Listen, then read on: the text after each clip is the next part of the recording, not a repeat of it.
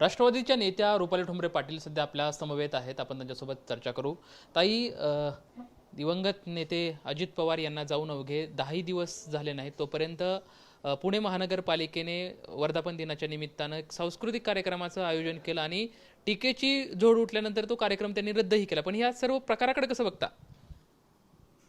आज माननीय अजितदादांचा 10वा दिवस आहे. आज 10 दिवस झाले ते आपल्यासोबत नाही आहेत. पुणे मनपाच्या नितीन केंजळे या अधिकाऱ्यांनी हे परिपत्र काढलेलं आहे. मला वाटतं हा एवढा बेजबाबदार खोडसाळपणा करणाऱ्या अधिकाऱ्यावर तातडीने कारवाई होणं गरजेचं आहे. याच्यासाठी मी पुणे मनपाचे आयुक्त नवल किशोर राम यांना सकाळीच माझं बोलणं झालेलं आहे. त्यांनी सांगितलं हे कार्यक्रम होणार नाहीत, रद्द केलेले आहेत.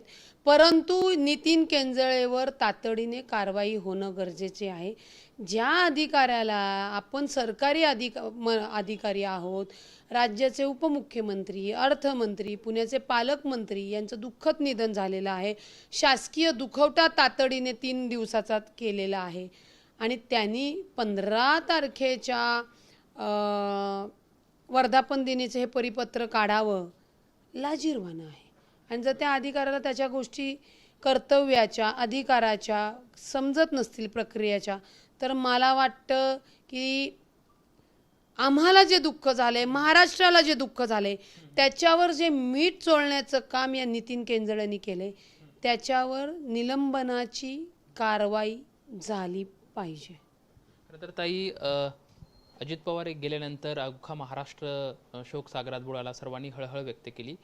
जे सर्व दुःख वेदना म्हणजे सर्व कार्यकर्त्यांपासून जनमानसांना पण झालेल्या आहेत.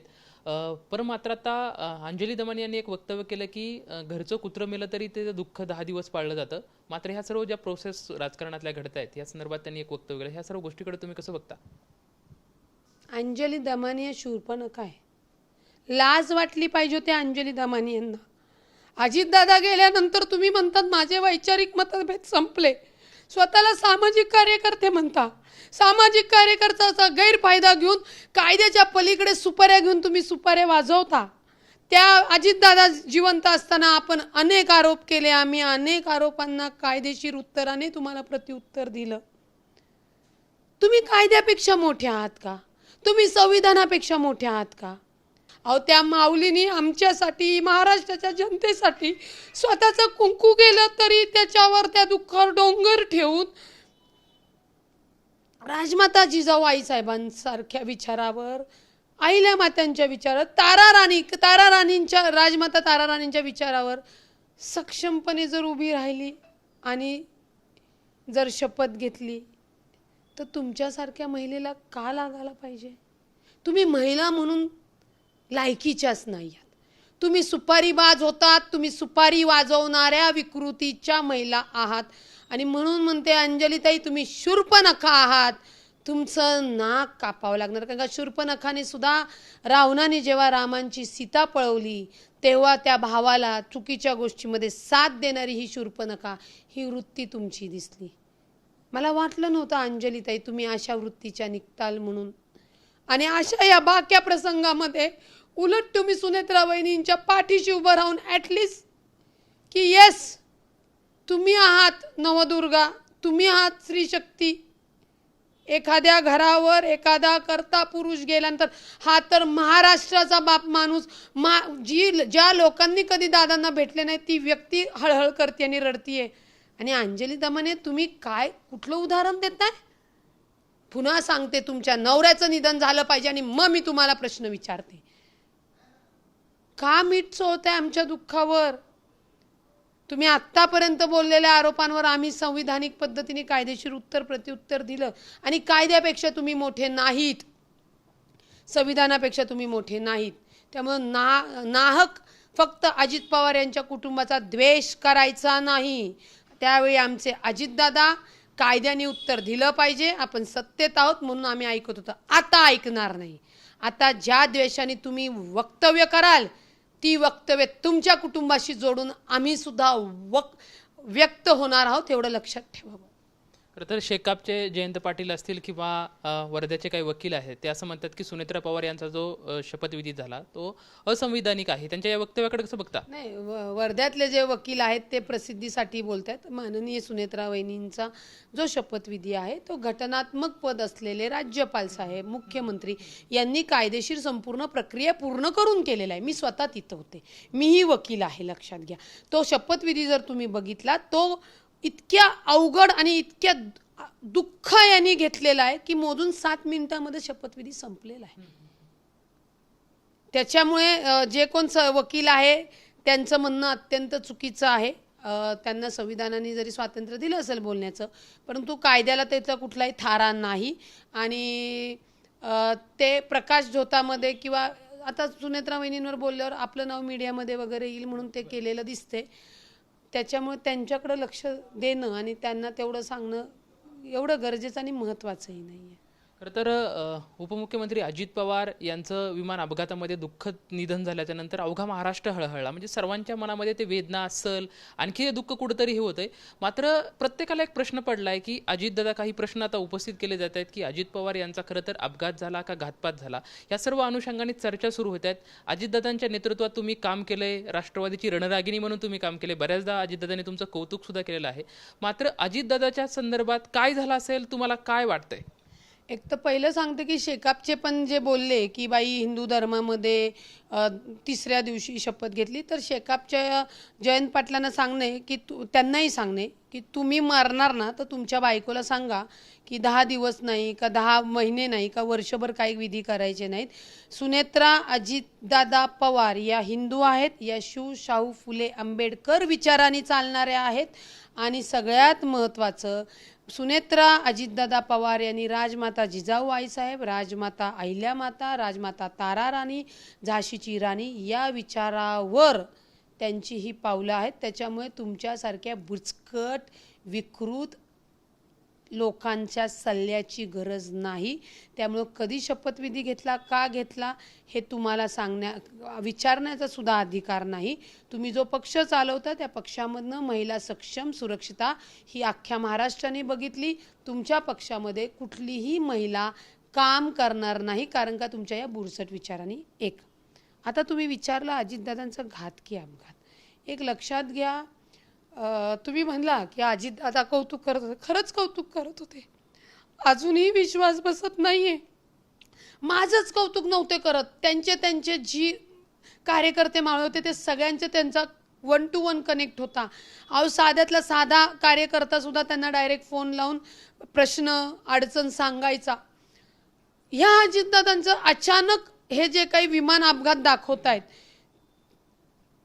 5-6 दिवस तर काही सुधारलंच नव्हतं.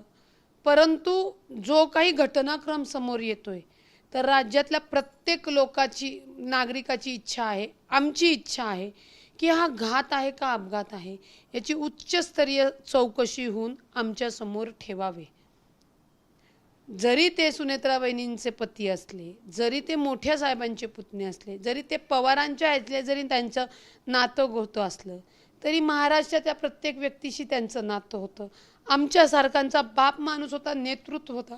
आम्हाला अधिकार आहे की त्यांचं सत्य समोर आलं पाहिजे आणि त्याची उच्चस्तरीय चौकशी माननीय पंतप्रधान साहेब, माननीय गृहमंत्री साहेब अमित शहाजी आणि माननीय मुख्यमंत्री यांना आम्ही केलेली आहे. आणि सत्य समोर का नाही आलं पाहिजे, तर आलंच पाहिजे.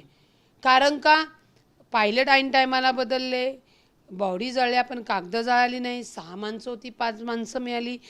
यंत्रणेला इन्व्हेस्टिगेशनमध्ये जाहीर करणं आणि ते चुकीचं जाहीर करणं याला माफी नसते कायद्याने. त्याच्यामुळे हे दुःख पचवण्यासाठी किंवा स्वीकारण्यासाठी सगळ्या महाराष्ट्राच्या जनतेसमोर दादांचा अपघात आहे का जाणीवपूर्वक घात केलेला आहे हे समोर येणं गरजेचं आहे. तो चौकशीचा अहवाल आमच्या समोर येईल, त्यावेळी आम्ही त्याच्यावर ठरवू की नाही घात आहे का अपघात आहे. पण तो आमचा अधिकार आहे. कारण का तुम्हाला मी सांगते, सर्वसामान्याचा जरी एखाद्या गुन्ह्यामध्ये खून झाला, अपघात झाला तर त्या अपघाताचे पंचनामे होतात. एखाद्याचा कार ॲक्सिडेंट झाला तर पोलीस पंचनामे करतात, त्याचे फोटो करतात.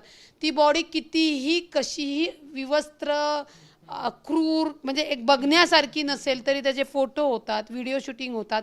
एक पोलीस टाइम्स म्हणून पेपर असतो त्याच्यामध्ये तर यायचे, अजूनही चालू येतो. हे तर राज्याचे उपमुख्यमंत्री होते, त्यामुळे यांचा पंचनामा झाला का, DNA झाला का, ते जे शरीर मृतदेह आहे त्याचं ती कशावरनं तुम्ही व्हेरीफाय केले, ह्या अनेक कायदेशीर प्रश्न आहेत. आणि ह्या ज्या काही आमच्या मनात शंका आहेत, संशय आहे, याचं उच्चस्तरीय चौकशी होऊनच हा घात का अपघात ठरवता येईल. खरं तर ताई, दिवंगत नेते अजित पवार यांच्या मृत्यूनंतर अनेक राजकीय पक्षातली जी काही मंडळी आहे ते तर्कवितर्क लढवताना आपल्याला समोर येताना पाहायला मिळतंय. काही तर थेट आरोपसुद्धा काही पक्षावरती म्हणजे नेत्यावरती केले जातात त्यांच्या या सर्व मृत्यूच्या प्रकरणावरती. दुसरी गोष्ट म्हणजे जे जिथून अजितदादा मुंबईमधून विमानामध्ये बसले असेल तिथले CCTVची मागणीसुद्धा केली जाते, मात्र ते पण अद्यापही मिळाले नाही. दुसरी गोष्ट म्हणजे रोहित पवार आता 9 तारखेला परिषद घेऊन ह्या साऱ्या गोष्टी मांडणार आहेत. तर एकंदरीत तुम्हाला काय वाटतं की ह्या सर्व गोष्टी काय सर्व गुढ लपलेला असतं याच्यामध्ये? हे गूढ आहे आणि संशय आहे, त्याच्यामुळे तर आम्ही उच्चस्तरीय चौकशी करण्याची मागणी केलेली आहे. रोहित पवार तर लक्षात घ्या, आमदार जरी असले तुतारीचे तरी ते अजितदादांचे पुतणे आहेत. त्याच्यामुळे ही जे CCTV तुम्ही म्हणतात, का नाही तुम्ही दाखवत आहात? दाखवले पाहिजे ना, तो अधिकार आहे, तो महाराष्ट्राच्या जनतेच्या नागरिकांचा अधिकार आहे, तो नातेवाईकांचा अधिकार आहे. त्याच्यामुळे हे सगळे समोर येणं गरजेचं आहे. आणि मग कोणी घात केला, ते कोण स्वकीय आहेत का अजून कोण आहेत का काय आहेत, हे येणाऱ्या काळामध्ये तुमच्या सगळ्यांच्या समोर येणार आहे. आणि ही पूर्णतः कायदेशीर माहिती घेऊनच आम्ही सुद्धा पुढे बोलणारच आहोत. परंतु हे CCTV, हे बाकीचे सगळे इन्व्हेस्टिगेशन हे लवकरच आमच्या समोर येईल. कारण का अजितदादांचं असं अचानक जाणं नाही पटत आहे. म्हणजे विमान कुणी खाली घ्यायला लावलं? जो पायलट आहे त्या पायलटनी प्रवासी वाचवले पाहिजे. अहो, हे तर अजितदादा होते. समजा आपण असं समजू बिघाड झाला तर त्यांनी ते पुढे सोलापूरला किंवा पुण्याला परत आणायचं होतं.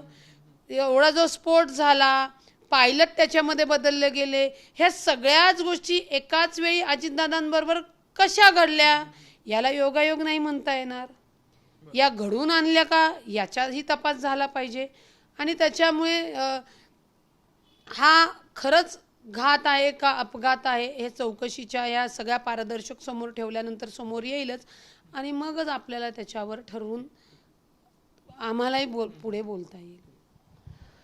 दिवंगत उपमुख्यमंत्री अजित पवार यांचा विमान अपघातामध्ये नक्की अपघात झाला का तो घात होता याची उच्चस्तरीय समिती नेमून याची चौकशी करावी अशी मागणी राष्ट्रवादीच्या नेत्या रुपाली ठोंबरे पाटील यांच्याकडून होताना आपल्याला पाहायला मिळत आहे. कॅमेरामॅन विकी चव्हाण सोबत लक्ष्मण जाधव, टीव्ही 9 मराठी, पुणे.